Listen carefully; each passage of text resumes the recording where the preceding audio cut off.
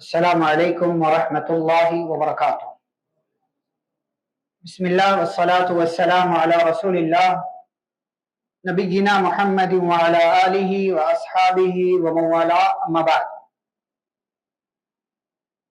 اللہ کے فضل و کرم اور اس کے احسان کے ساتھ آج ہم نے تراویح کی نماز میں قرآن مکمل کیا۔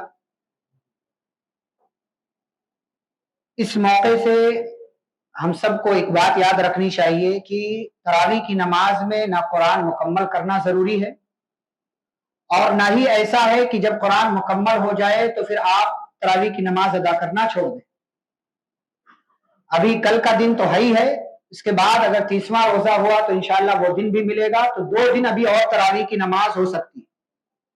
تو ان دونوں دنوں میں مسجد میں ضرور حاضر اور آنے والا کوئی بھی ہو۔ اصل مقصد ہے عبادت کرنا، عبادت کیجئے، ثواب آپ کو ملے گا۔ اگر آپ چھٹی لے لیتے ہیں تو آپ ثواب سے محروم ہو جائیں۔ اگر مجھے کل نہیں جانا ہوتا تو میں بالکل بھی آج کے دن یہ قرآن مکمل نہیں کرتا اور نہ ہی ایسی نوبت آتی، لیکن چونکہ کل مجھے سفر کرنا ہے اس لیے یہ آج مکمل کیا گیا۔ کل بھی انشاءاللہ تراویح ہوگی، آپ لوگ ضرور اس میں شرکت کریں۔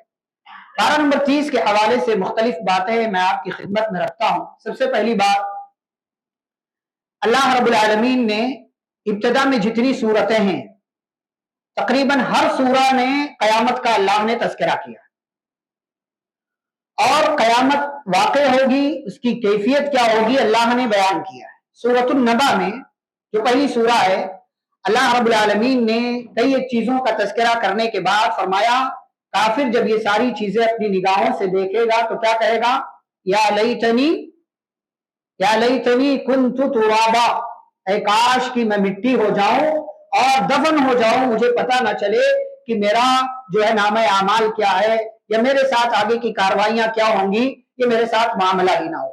تو وہ کہے گا اے کاش میں مٹی ہوتا۔ ایسے ہی اللہ نے قرآن میں کئی جگہوں پر کافروں کی حسرت بیان کی، اے کاش ہم نے دنیا میں اللہ کی اطاعت کی ہوتی، اے کاش ہم نے رسول کی بات مانی ہوتی، اے کاش ہم نے فلاں پیر فلاں جو ہے غیر اخلاقی چیز شرک اور کفر کی طرف بلانے والے کی ہم نے بات نہ مانی ہوتی، اے کاش میں نے اپنی آخرت کے لیے کچھ کیا ہوتا۔ ایسی بہت ساری چیزیں کاش کے تعلق سے اللہ نے ذکر کی ہیں۔ تو حسرت کا دن ہے وہ، اسی لیے قیامت کو حسرت کا دن کہا جاتا ہے، افسوس والا دن۔ قیامت کا ایک نام ہے افسوس والا دن، اس لیے کہ جنہوں نے دنیا میں نیک عمل نہیں کیا وہ آخرت میں پچھتائیں گے، حسرت میں مبتلا ہوں گے، لیکن وہاں پچھتانے کا کوئی فائدہ نہیں ہے۔ سورۃ النازعات کا تذکرہ اللہ نے کیا۔ اس سورہ میں اللہ نے 2 اہم بات بتائی۔ ایک تو یہ کہ نفس کی غلامی کرنے کا نقصان کیا ہوتا ہے۔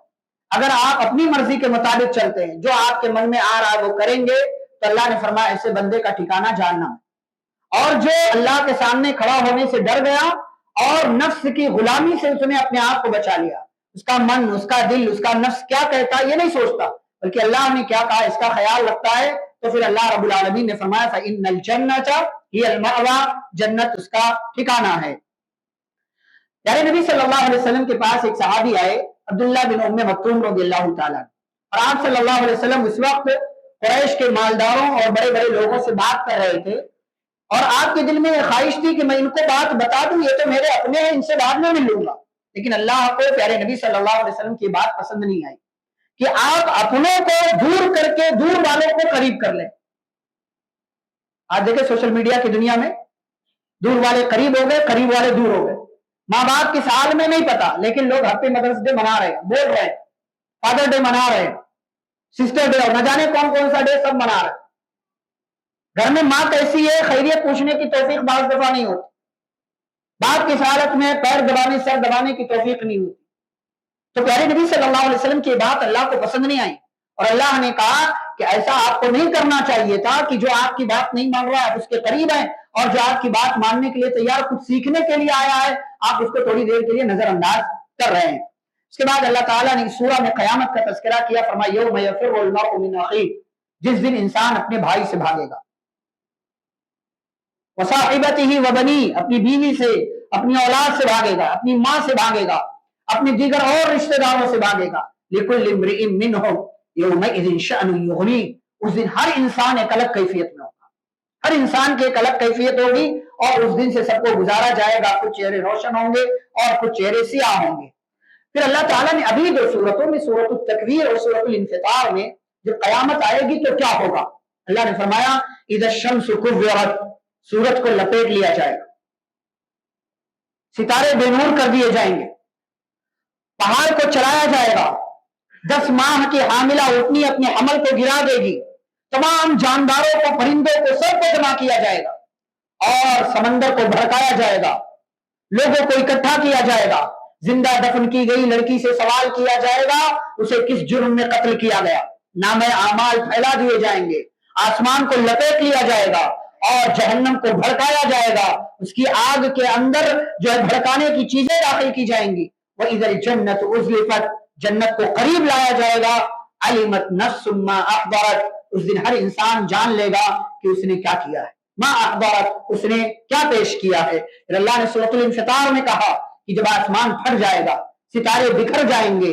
سمندر کو بھڑکایا جائے گا، قبروں کو اٹھایا جائے گا، علمت نفس ما قدمت وآخرت، ہر انسان یہ جان لے گا کہ اس نے کیا کیا ہے، کیا چھوڑا ہے۔ پھر اللہ نے بڑی محبت سے کہا یا ایھا الانسان ما غرک بربک الکریم، اے انسان تجھے تیرے اللہ سے کس چیز نے دھوکے میں ڈال رکھا ہے، وہ رب جس نے تجھے پیدا کیا، جس نے تجھے برابر کیا، جس نے تجھے خوبصورت سانچے میں ڈالا، اس رب سے تجھے کس چیز میں دھوکے میں ڈال رکھا ہے، تجھے اس رب سے ملنا ہے، ملاقات کرنا ہے، قیامت کے دن اللہ کے سامنے حاضر ہونا ہے اور اللہ کے سامنے اپنے اعمال کا حساب دینا ہے۔ وہ دن ایسا ہے لا تملک نفس لنفس شیئا، جس دن کوئی کسی کے کام نہیں آئے گا، والامر یومئذ للہ، اور اللہ ہی کے ہاتھ میں ہر قسم کا فیصلہ ہوگا۔ اس کے بعد سورۃ المطففین میں اللہ نے ناپ تول میں کمی کرنے والوں کا انجام بیان کیا، جو لوگ ناپ تول میں کمی کرتے ہیں اور ڈنڈی مارتے ہیں اور لوگوں کو تول کر کم دیتے ہیں، اور 2 نمبر مال کو 1 نمبر کہہ کر کے بیچتے ہیں، خراب مال کو، ڈیمیج مال کو جو ہے چپکے سے کسی کے ہاتھ لگا دیتے ہیں، فرمایا ایسے تمام لوگوں کے لیے ویل ہے۔ پھر اللہ نے فرمایا کہ انسان جب غلطیوں پر غلطیاں کرتا ہے تو ہم اس کے دل پر مہر لگا دیتے ہیں، پھر انسان یہاں سنتا تو ہے لیکن سننے کے بعد ویسے بن جاتا ہے جیسے اس کو سنایا ہی نہیں گیا۔ اللہ رب العالمین نے فرمایا دنیا میں جو لوگ مومنوں کا مذاق اڑاتے ہیں ایسے لوگوں کو ہم قیامت کے دن جہنم کے اندر ڈالیں گے۔ پھر سے اللہ نے سورۃ الانشقاق میں قیامت کا تذکرہ کیا، جب آسمان پھٹ جائے گا، زمین کو پھیلا دیا جائے گا اور اللہ کے سامنے سارے لوگ حاضر ہوں گے، اللہ رب العالمین حساب و کتاب کرے گا، تو جس کا نام اعمال اس کو داہنے ہاتھ میں دیا گیا، فسوف یحاسب حسابا یسیرا، سمجھ لو کہ اس کا آسان حساب لیا گیا، یعنی اس سے سوال ہی نہیں ہوا، یہ سمجھ لو، اس لیے کہ یعنی نبی صلی اللہ علیہ وسلم نے فرمایا من نوقش عذب، جس کے تعلق سے اللہ چھان بین کرنے کا فیصلہ کر لے اسے ضرور عذاب میں مبتلا کر دے، کاروائی کرنے پر اگر اللہ آ جائے ایک ایک عمل کے بارے میں چھان بین کرے تو ہر بندے کو اللہ تعالیٰ عذاب میں ڈال دے گا، لیکن جس کو نام اعمال داہنے ہاتھ میں مل گیا، سمجھ لو کہ اللہ رب العالمین نے ایسے بندے کا حساب و کتاب چیک ہی نہیں کیا، بس اور ایسے دیکھ لیا پلٹا دیا، جاؤ جنت کے اندر، نام اعمال اس کا دے دو، دائیں ہاتھ میں جنت کے اندر چلا دو۔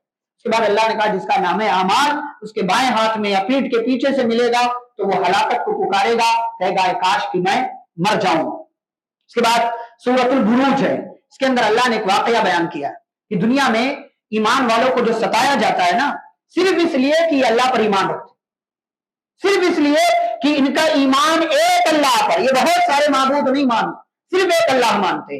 اس قسم کا ایک واقعہ پیش آیا کہ پہلے زمانے میں ایک بادشاہ تھا، اس بادشاہ کا ایک جادوگر تھا، کاہن تھا، وہ بوڑھا ہو گیا، تو اس نے بادشاہ سے کہا مجھے ایک لڑکا دے دو تاکہ میں اس لڑکے کو اپنا علم سکھا دوں، میرے بعد وہ لوگوں کے کام آئے گا۔ بادشاہ نے ایک لڑکا دے دیا، عقل مند ہوشیار، یہ لڑکا جادوگر کے پاس آتا تھا، سیکھتا تھا، لیکن راستے میں ایک عالم کا بھی گھر ہوتا تھا، اس عالم کے پاس جا کر کے وہ وہاں بھی سیکھتا تھا اور یہاں لیٹ ہو جاتا تھا تو راہب کاہن کے سامنے، جادوگر کے سامنے کہہ دیتا تھا، گھر والوں نے روک لیا تھا، گھر میں جانے میں تاخیر ہو جاتی تھی تو کہتا تھا کہ جادوگر نے روک لیا تھا۔ ایسے ہوتے ہوتے ایک دن موقع آ گیا کہ کس کا علم زیادہ اچھا ہے، راہب کا یا جادوگر کا، اور اللہ رب العالمین نے یہ موقع پیدا کر دیا کہ ایک دن راستے میں ایک موذی جانور نے، ایک تکلیف دینے والے جانور نے لوگوں کا راستہ روک رکھا۔ یہ بندہ آیا، بچہ آیا اور کہنے لگا اے اللہ اگر تیرے نزدیک اس راہب کا، عالم کا معاملہ جادوگر کے معاملے سے بہتر ہے تو اللہ اس جانور کو ہلاک کر دے تاکہ لوگوں کے لیے آنے جانے کا راستہ بن جائے۔ اس نے ایک پتھر اٹھایا، مارا اور وہ جانور مر گیا، لوگوں کے آنے جانے کا راستہ نکل گیا۔ اب اس کے لیے یہ بات واضح ہو گئی کہ یہ جو راہب ہے، عالم ہے، اس کی باتیں اچھی ہے۔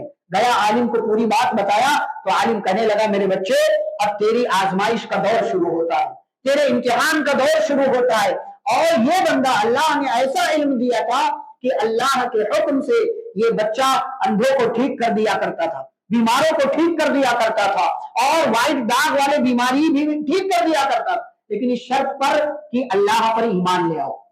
لوگ آتے تھے اپنی بیماریاں بتاتے تھے، یہ کہتا تھا اللہ پر ایمان لاتے ہو تو میں اللہ سے دعا کروں گا، اللہ ٹھیک کر دے گا۔ لوگ ایمان لاتے تھے اور یہ اللہ سے دعا کرتا تھا، وہ ٹھیک ہو جاتے تھے۔ ایسے ہی بادشاہ جو تھا، ظالم بادشاہ تھا، اس کا ایک ساتھی تھا، نابینا تھا، اس کو دکھائی نہیں دیتا تھا۔ وہ آیا اور کہنے لگا کہ مجھے بھی ٹھیک کر دو۔ اس نے کہا ایمان لاؤ گے؟ کہا ایمان لے آؤں گا۔ اس نے اللہ سے دعا کیا، یہ نابینا ٹھیک ہو گیا، لیکن اس نے جا کر کے بادشاہ کو بتا دیا کہ ایسا آپ کے شہر میں، آپ کے علاقے میں چل رہا ہے۔ اب یہ راز جب کھل گیا تو بادشاہ نے یہ حکم دیا، کچھ لوگوں کو قتل کروا دیا اور یہ حکم دیا کہ اس بچے کو پہاڑ پر لے جاؤ اور وہاں سے نیچے ڈھکیل دو۔ یہ لوگ لے گئے پہاڑ کی چوٹی پر۔ اس بچے نے اللہ سے دعا کیا کہ اللہ ان تمام لوگوں کو ہلاک و برباد کر دے۔ پہاڑ میں لرزش پیدا ہوئی اور یہ بچہ بچ گیا، سارے لوگ برباد ہو گئے۔ بادشاہ کے پاس آیا، بادشاہ نے دیکھا، اس نے بتایا تو اس نے پھر سے لوگوں کو کہا اس کو لے جاؤ، بیچ سمندر کے اندر پانی میں ڈال دو۔ لوگ لے گئے اور سمندر کے اندر پانی میں ڈالنے کی کوشش کی۔ اس نے اللہ سے دعا کیا، اللہ رب العالمین نے ان تمام لوگوں کو پانی میں ڈبو دیا اور اس بچے کو اللہ نے باقی رکھا۔ بادشاہ کے پاس آیا، کہنے لگا اگر تم مجھے مارنا چاہتے ہو تو یہ طریقہ اپناؤ کہ ایک میدان میں لوگوں کو جمع کرو، ایک تیر چلانے والے کو کہو کہ یہ کہہ کر کے میرے اوپر تیر چلائے، بسم اللہ رب ھذا الغلام، اللہ کے نام سے جو اس بچے کا رب ہے۔ سارے لوگوں کو جمع کیا گیا، تیر چلایا گیا، بسم اللہ رب ھذا الغلام کہہ کر کے، اور بچہ مر گیا۔ جب لوگوں نے دیکھا کہ اللہ کے نام میں اتنی تاثیر ہے کہ ابھی تک اس کو مارنے کی پوری تدبیر کی گئی، یہ بچہ نہیں مرا، لیکن جیسے ہی اللہ کا نام لیا گیا یہ بچہ مر گیا۔ پوری کی پوری قوم اس بچے کے رب پر ایمان لے آئے، تمام لوگ ایمان لے آئے۔ اب بادشاہ نے دیکھا کہ میرا معاملہ الٹا پڑ گیا ہے تو کہا خندق کھودی جائے۔ خندق کھودی گئی، آگ جلائی گئی اور کہا کہ جو بھی ایمان کو نہ چھوڑے تمام لوگوں کو اس خندق میں ڈال دیا جائے۔ لوگ ایک ایک کر کے آتے رہے اور اپنے ایمان کو بچا کر کے اور کفر اور شرک سے دور رہ کر کے خندق میں کودتے رہے۔ ایک عورت آئی جس کے ہاتھ میں ایک دودھ پیتا ہوا بچہ تھا، وہ عورت ذرا سا رکی اپنے بچے کی محبت میں۔ بچہ بول پڑا، جو گود کا بچہ ہے، امی جان پریشان نہ ہو، صبر کرو، آپ حق پر ہو، اس خندق کے اندر کود جاؤ۔ اور وہ عورت بھی کود گئی۔ اس طریقے سے ان تمام ایمان لانے والے لوگوں کو اس بادشاہ نے قتل کر دیا۔ اللہ نے کہا قتل اصحاب الاخدود، خندق والے قتل کر دیے گئے۔ ان کا جرم کیا تھا؟ وما نقموا منهم الا ان يؤمنوا بالله العزيز الحميد، ان سے صرف اس لیے بدلہ لیا گیا اس لیے کہ اللہ پر ایمان لا چکے تھے۔ اللہ نے کہا جنہوں نے ایمان والوں کو ستایا، پریشان کیا، ایسے لوگوں کے لیے جہنم کا عذاب ہے۔ اور یاد رکھو ان بطش ربک لشدید، آپ کے رب کی پکڑ بہت سخت ہے، آپ کا رب پکڑے گا تو بہت سخت طریقے سے پکڑنے والا ہے۔ اس کے بعد اللہ تعالیٰ نے سورۃ الطارق میں انسان کا تکبر ذکر کیا۔ اللہ نے کہا فَلْيَنظُرِ الْإِنسَانُ مِمَّا خُلِقَ، انسان ایک حقیر سے پانی سے پیدا ہوا ہے لیکن اکڑتا کتنا ہے، دیکھو کتنا اکڑتا ہے، اپنے آپ کو بڑا سمجھتا ہے، تکبر کرتا ہے، گھمنڈ کرتا ہے۔ وہ حقیر سا پانی کی جسم سے نکل جانے کے بعد آپ لاکھ عبادتیں نماز ادا کر لیں، آپ کی نماز اللہ کے قبول ہے۔ آپ کو نہانا پڑتا ہے، آپ کو غسل کرنا پڑتا ہے۔ اس حقیر سے پانی سے پیدا ہونے والا انسان اتنے تکبر میں مبتلا ہے کہ وہ اللہ رب العالمین کی عبادت سے روگردانی کر رہا ہے جس نے اسے پیدا کیا۔ تو اللہ نے کہا ہر انسان دیکھے کہ اسے کس چیز سے پیدا کیا گیا ہے۔ پھر سورۃ الاعلیٰ میں جو سورۃ الاعلیٰ سورۃ الغاشیہ ہے، پیارے نبی صلی اللہ علیہ وسلم جمعہ کی نماز میں، عیدین کی نماز میں خاص طور سے تلاوت کیا کرتے تھے۔ اللہ نے اس بات کا تذکرہ کیا کہ اللہ کی تسبیح بیان کرو، ذکر کرتے رہو، لوگوں کو نصیحت کرتے رہو، نصیحت کرنے سے فائدہ ہوتا ہے اور وہ انسان کامیاب ہے جو اپنے نفس کا تزکیہ کر لے۔ پھر سورۃ الغاشیہ میں اللہ تعالیٰ نے قیامت کا تذکرہ کرتے ہوئے فرمایا قیامت کے دن کچھ چہرے جھکے ہوئے ہوں گے. اللہ نے فرمایا عاملۃ ناصبہ، دنیا میں انہوں نے بہت عمل کیا، وہ تھکایا ہوگا اپنے آپ کو، لیکن آخرت میں ان کے عمل کا کوئی فائدہ نہیں. کیوں؟ اس لیے کہ انہوں نے جو ہے دین کے حساب سے عمل نہیں کیا، رسول اللہ صلی اللہ علیہ وسلم کا طریقہ اختیار نہیں کیا، اس لیے بہت تھکایا ہوگا اپنے آپ کو، بہت ساری جو ہے محفلوں میں شرکت کی ہوگی اللہ اور رسول کے نام پر، لیکن چونکہ وہ طریقہ نبی صلی اللہ علیہ وسلم کا نہیں تھا، اس لیے قیامت کے دن ایسے چہرے جھکے ہوئے ہوں گے اور بہت سے چہرے ایسے ہوں گے جو بلند ہوں گے، جنہیں جنت کے اندر داخل کیا جائے گا. اللہ نے نصیحت کی کہ اے انسانوں افلا ينظرون الى الابل كيف خلقت، کیا یہ دیکھتے نہیں کہ ہم نے اونٹوں کو کیسے پیدا کیا، پہاڑ کو کیسے ہم نے زمین میں لگایا ہوا ہے، آسمان کو کیسے بلند کیا گیا ہے، زمین کو کیسے بچھا دیا گیا ہے. نصیحت حاصل فذکر، آپ نصیحت کیجئے، انما انت مذکر، آپ کا کام نصیحت کرنا ہے، لست علیہم بمسیطر، آپ کسی پر داروغہ نہیں، آپ کسی کو بات بتائیں اچھی طریقے سے بتا دیں، ماننا نہ ماننا اس کی ذمہ داری، چاہے وہ آپ کا دوست ہی کیوں نہ ہو، زبردستی نہیں کر سکتے آپ، زبردستی آپ کسی کے تعلق سے بھی نہیں کر سکتے ہیں. اس کے بعد سورۃ الفجر ہے، اللہ تعالیٰ نے وقت کی قسم کھائی، فجر یہ وقت ہے، ولیال عشر یہ بھی وقت ہے، والشفع والوتر یہ بھی وقت ہے. اللہ نے وقت کی اہمیت، وقت کو ضائع اور برباد نہ کریں، وقت کو صحیح ٹائم میں لگائیں، وقت کا صحیح استعمال کریں. یہ فراغت فری ٹائم بہت بڑی نعمت ہے، اس کے اندر اللہ رب العالمین کو یاد کرتے رہیں، اچھا کام کرتے رہیں. انسان کا رویہ اللہ نے بتایا کہ انسان کو جب ہم کوئی نعمت دیتے ہیں تو انسان کہتا ہے میرے رب نے میری عزت کی ہے، لیکن اللہ تعالیٰ جب آزمانے کے لیے انسان کی روزی کو تنگ کر دیتا ہے تو انسان کہتا ہے میرا رب مجھے ذلیل و رسوا کرنا چاہتا. یہ انسان کا رویہ. اللہ نے فرمایا تم نہ یتیموں کی عزت کرتے ہو اور نہ ہی لوگوں کو کھانا کھلاتے ہو، بلکہ تم مال کے اتنے حریص ہو کہ وراثت کا مال پورا کا پورا ہڑپ کر جاتے ہو. یاد رکھو جب زمین کو مکمل طور سے مٹا دیا جائے گا، ختم کیا جائے گا، آپ کا رب آئے گا، فرشتے آئیں گے، جہنم کو لایا جائے گا، اس دن انسان یہ ساری چیزیں دیکھے گا تو نصیحت حاصل کرنے کی کوشش کرے گا. وَأَنَّا لَهُ الذِّكْرَى، لیکن اس دن نصیحت حاصل کرنے کا کوئی فائدہ نہیں ہے. لیکن جو لوگ نیک ہیں اللہ تعالیٰ ان سے کہے گا یا ایتھا النفس المطمئنہ، اے نفس مطمئنہ، ارجعی الی ربک راضیۃ مرضیہ، اپنے رب کی طرف خوشی خوشی چلے جاؤ، تم بھی راضی، تمہارا رب بھی تم سے راضی. فادخلی فی عبادی، میرے بندوں میں، نیک بندوں میں داخل ہو جاؤ اور میری بنائی ہوئی جنت کے اندر داخل ہو جاؤ. اس کے بعد اللہ رب العالمین نے اس بات کا تذکرہ کیا، فرمایا لقد خلقنا الانسان فی کبد، ہم نے انسان کو مشکلات میں پیدا کیا. یعنی آپ کی زندگی ہے تو مشکلات آئیں گی، پریشانیاں آئیں گی، اور اللہ تعالیٰ نے جو نعمتیں دی ہیں ان نعمتوں پر اللہ رب العالمین کا شکر ادا کرتے رہو. پھر سورۃ الشمس میں اللہ نے 11 چیزوں کی قسم کھا کر کے فرمایا قد افلح من زکاہا، وہ انسان کامیاب ہے جس نے اپنے نفس کو گناہوں سے پاک صاف کر لیا. وقد خاب من دساہا، اور وہ ناکام ہے جس نے اپنے نفس کو برائیوں میں ملوث کر لیا. سورۃ اللیل کے اندر اللہ تعالیٰ نے اس بات کا بنیادی طور سے تذکرہ کیا کہ کوششوں کے مطابق ہی نتیجے آتے. آپ اچھی چیز کے لیے کوشش کریں گے اللہ نتیجہ آسان کر دے گا، اور آپ بری چیز کے لیے کوشش کریں گے تو آپ اسی کی طرف لگا دیے جائیں گے. جس کی جیسی کوشش ہوتی ہے اسی کے حساب سے اس کو نتیجہ ملتا ہے. لیکن کامیاب کون ہے؟ جو اپنے رب کو راضی کرنے کے لیے کوشش اور محنت کرتا رہے. اس کے بعد 2 بڑی عظیم صورتیں، سورۃ الضحیٰ اور سورۃ الانشراح، جسے سورہ علم نشرہ کہتے ہیں یا سورۃ الشرح کہتے ہیں. اگر زندگی میں کبھی پریشانی ہو، کبھی تکلیف ہو، کبھی آپ مصیبت میں ہو تو ان دونوں صورتوں کا ترجمہ، اس کی تفسیر اٹھا کر کے پڑھ لیجئے گا، ان دونوں صورتوں کو اٹھا کر کے پڑھ لیجئے گا. اللہ نے فرمایا چاشت کی قسم، رات کی قسم، آپ کے رب نے آپ کو نہ چھوڑا ہے نہ آپ سے الگ ہوا ہے.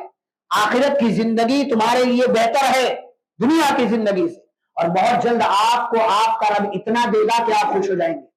پھر اللہ نے کہا اے نبی صلی اللہ علیہ وسلم آپ بتائیے کیا آپ کو اللہ نے یتیم نہیں پایا؟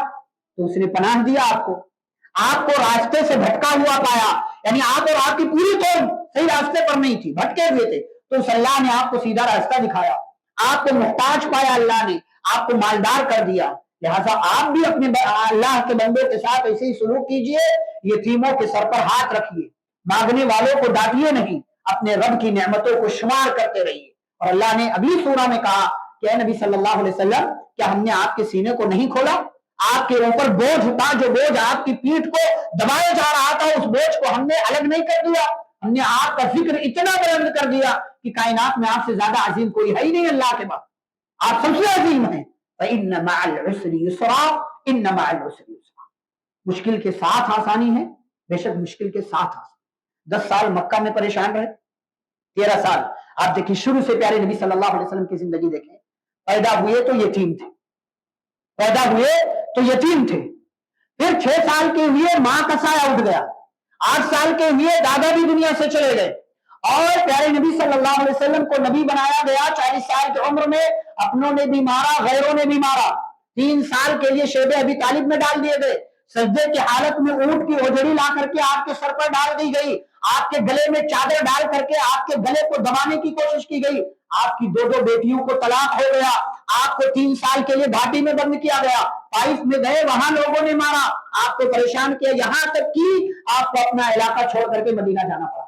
فَإِنَّ مَعَ الْعُسْرِ يُسْرًا فَإِنَّ مَعَ الْعُسْرِ يُسْرًا إِنَّ مَعَ الْعُسْرِ يُسْرًا.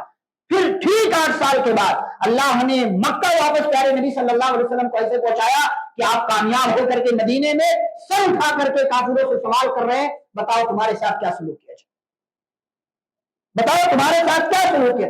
یہ آیت، یہ سورہ، یہ دونوں سورتیں آپ کے لیے تسلی ہیں. فَإِنَّ مَعَ الْعُسْرِ يُسْرًا. مشکل کے ساتھ آسانی. ان ایک بار اللہ نے نہیں کہا، 2 بار کہا. مشکل کے ساتھ آسانی. ایسی کوئی رات نہیں جس کے بعد صبح نہ ہو، ایسا کوئی اندھیرا نہیں جس کے بعد اجالا نہ ہو، ایسی کوئی پریشانی نہیں جس کے بعد آپ کی زندگی میں خوشی نہ آنے والی. یاد رکھیں اللہ تعالیٰ آپ کو کبھی کبھی مشکل میں ڈالتا ہے تاکہ آپ کو خوشیوں سے نواز سکے. فَإِنَّ مَعَ الْعُسْرِ يُسْرًا إِنَّ مَعَ الْعُسْرِ يُسْرًا. یہ بہت بڑا قاعدہ، بہت بڑا قانون. آپ کی زندگی میں کتنی نعمت ہے، آپ کو ایک چیز نہیں ملی تو آپ کو پچھتانے کی کیا ضرورت ہے، آپ کو غم بنانے کی کیا ضرورت ہے. آپ اپنی زندگی میں دیکھیں کتنی نعمتیں اللہ تعالیٰ نے آپ کو دے رکھی ہے، کتنی نعمتیں آپ کی زندگی میں. یعنی نبی صلی اللہ علیہ وسلم کی زندگی دیکھ لیجئے. آپ کی اپنی زندگی میں 3 بیٹوں کا انتقال ہوا، 3 بیٹیوں کا انتقال ہوا، 2 بیویوں کا انتقال ہوا، اور ساتھ دینے والے، محبت کرنے والے چچا ابو طالب کا انتقال ہوا. ان مع العسر یسرا، ان مع العسر یسرا. یہ بہت بڑا قاعدہ، بہت بڑا قانون ہے جو اللہ رب العالمین نے بیان کیا ہے. اس کے بعد سورۃ التین ہے.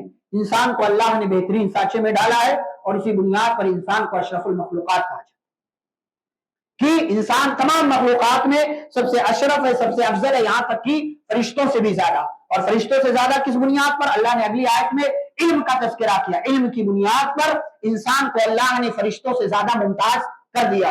اور سورۃ العلق کی یہ 5 آیتیں جو پہلی وحی کی صورت میں نازل ہوئی، یہ علم کی اہمیت و فضیلت بتاتی کہ ہمارے دین کا جب آغاز ہوا، پیارے نبی صلی اللہ علیہ وسلم کو نبوت دی گئی تو ان آیتوں کے ذریعے جس کے اندر اللہ نے علم کا تذکرہ. علم حاصل کیجئے، باکمال بن جائیں گے.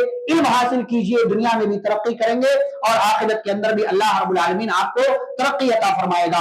اور اللہ نے کہا کہ آپ اللہ کی عبادت کیجئے، اسی کی اطاعت کیجئے، اسی کے لیے سجدہ کیجئے اور سجدہ کر کے، عبادتیں کر کے اللہ سے قریب ہو جائیے. اس کے بعد سورۃ القدر ہے. شب قدر کا تذکرہ اللہ نے کیا، اس کی اہمیت اور فضیلت بیان کی ہے. پھر سورۃ البینہ میں اللہ نے عبادت کا حکم دیا. فرمایا عبادت کرو اللہ کی، کیسے؟ اخلاص کے ساتھ، اخلاص کے ساتھ، نیک نیتی کے ساتھ اللہ کی عبادت کرنا. اور اس سورہ میں اللہ نے فرمایا سب سے بری مخلوق کون سی ہے؟ جو لوگ کفر کرنے والے ہیں، شرک کرنے والے، سب سے برے ہیں دنیا میں. لیکن جو لوگ ایمان لانے والے ہیں، نیک عمل کرنے والے ہیں، اولئک هم خیر البریہ، یہ سب سے اچھے لوگ ہیں. پھر اللہ نے سورۃ الزلزال میں قیامت کا تذکرہ کیا. قیامت آئے گی تو زمین کو جھنجھوڑ دیا جائے گا. اذا زلزلت آپ پڑھیں الفاظ قرآن کے، اگر آپ کو سمجھ آئے نا تو اللہ نے ایسے الفاظ استعمال کیے کہ الفاظ پڑھ کر کے لگتا ہے کہ کچھ بھیانک بات ہو. اذا زلزلت الارض زلزالها واخرجت الارض اثقالها قال الانسان ما لها یومئذ تحدث اخبارها. اللہ کہتے ہیں جب زمین کو جھنجھوڑ دیا جائے، زمین اپنے تمام خزانے نکال کر باہر رکھے گی. انسان کہے گا ارے اس کو کیا ہو گیا ہے، ہم زندہ تو اس نے ہمیں مال نہیں دیا، مال نہیں نکالا، آج مال نکال رہی ہے. اور زمین اپنے اوپر ہونے والے ایک ایک خبر، ایک ایک نیوز کے بارے میں بتائے گی. کیوں؟ اس لیے کہ اس کے رب نے اسے اسی بات کا حکم دیا ہے. سارے لوگوں کو گروہ در گروہ اللہ کے سامنے لایا جائے گا. جس نے ایک ذرے کے برابر خیر اور بھلائی کی ہوگی دیکھ لے گا، جس نے ایک ذرے کے برابر برائی کی ہوگی وہ بھی اپنے سامنے اس کو پائے گا.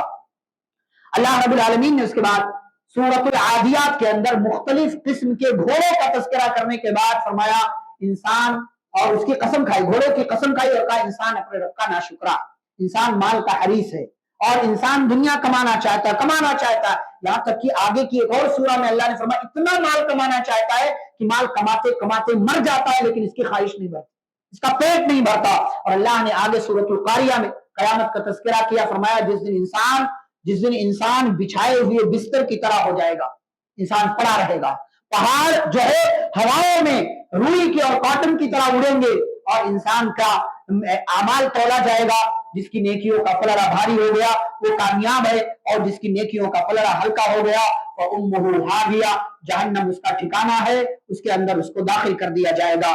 خسارے اور نقصان سے وہاں کون محفوظ رہے گا؟ اللہ نے زمانے کی قسم کھا کر کے کہا سارے انسانوں کا گھاٹا ہونے والا ہے سوائے ان لوگوں کے جو ایمان لائیں، جو نیک عمل کریں، جو حق بات کی دعوت دیں، اور جو آپس میں ایک دوسرے کو صبر کی تلقین کرتے رہیں، اور ساتھ ہی ساتھ جو گنہگار ہے، عیب جوئی کرنے والا، غیبت کرنے والا، برائیاں کرنے والا، اور مال جمع کر کے اللہ کے راستے میں خرچ نہ کرنے والا، اللہ نے فرمایا ایسے لوگوں کو ہم حطمہ میں ڈالیں گے۔ اور حطمہ کیا ہے؟ اللہ کی بھڑکائی ہوئی آگ ہے، یعنی جہنم ہے، جس جہنم کے اندر ان برے لوگوں کو داخل کیا جائے گا۔ اس کے بعد سورۃ الفیل ہے، اصحاب الفیل کا اللہ نے تذکرہ کیا ہے۔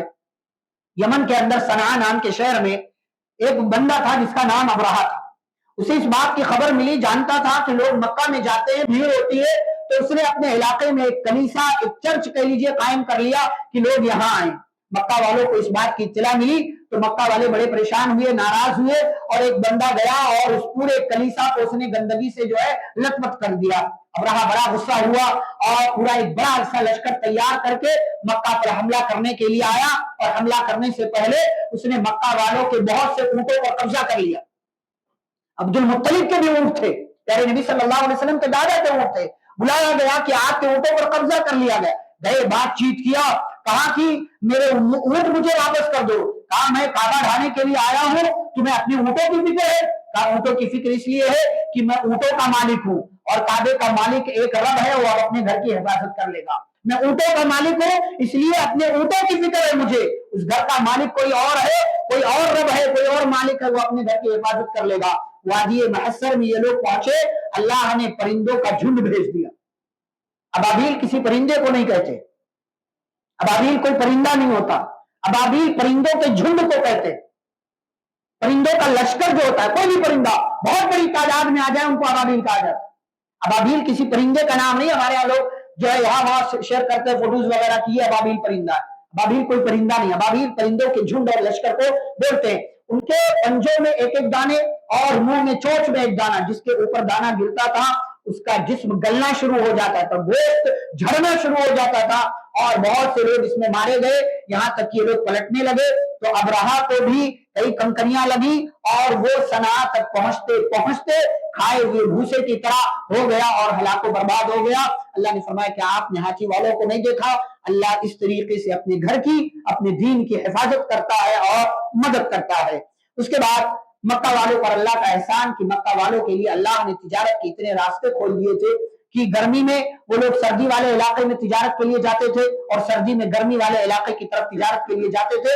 اللہ نے فرمایا انہیں چاہیے کہ وہ اس گھر کے رب کی عبادت کرے، یعنی خانہ کعبہ کو جو مالک ہے اس کے رب کی عبادت کرے، اور وہ رب ایسا ہے جس نے ان کو بھوک کے وقت کھلایا اور خوف کے وقت امن و امان سے نوازا ہے۔ نمازیوں کے لیے ویل ہے، اللہ نے ذکر کیا، اتنا آپ بولے تو لوگ بھڑکیں گے، لیکن کون سے نمازیوں کے لیے؟